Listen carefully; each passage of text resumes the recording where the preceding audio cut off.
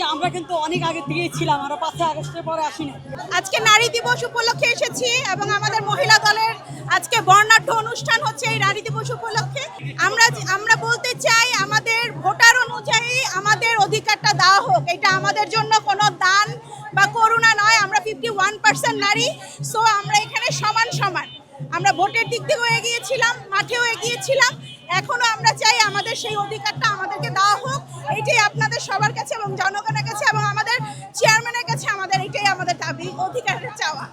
8 মাস নারী দিবস, আজকে তো 7 মাস, একদিন আগে করার কারণ আসলে এখন তো রমজান মাস, আমাদের আরো কিছু শিডিউলের সাথে এইটা একটু কনফ্লিক্ট হচ্ছে, এই জন্য আমরা আগেই করে ফেলেছি। যে আমরা কিন্তু অনেক আগে থেকেই ছিলাম, আমরা 5 আগস্টের পরে আসিনি। তারপরে কিন্তু আমাদের মূল্যায়ন করে না, বরাবর নেত্রী আমাদের সামনে যেতে দেয় না। তা আমরা কীভাবে যেতে পারবো এগিয়ে? আমরা তারিখ যারা দৃষ্টি আকর্ষণ করছি যেন সে আমাদের কিছু কিছু নারী আছে তাদের যেন মূল্যায়ন করে, কোনো নেত্রীর কথা শুনে, কোনো সমালোচনা শুনে কাউকে যেন পিছিয়ে না রাখে, যাচাই বাছাই করবে, তারপর আমাদেরকে সামনে আনবে। ওই যে কিছু কিছু নেত্রী আছে তাদেরকে পোস্টে দিয়েছে, তারা কি করে তাদের মতন ইচ্ছা মতন যারা টাকা পয়সা খরচ করতে পারবে তাদেরকে নিবে।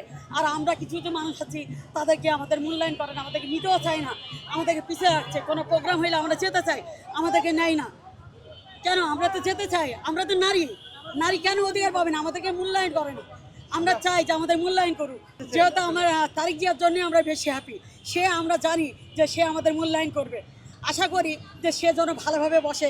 আর কিছু ওই যে মানে খারাপ মানুষদের জেলে থেকে ছাড়াইয়ে তা আমাদের বলছে যে আমরাই আপনাদের বের হয়ে এসে আপনাদেরকে দেখাই দেবো, আপনাদের এই টাকার লোভ, এই লোভ আপনারা আমাদের পুষতেন, কিন্তু এই জিনিসগুলো যেন না হয়।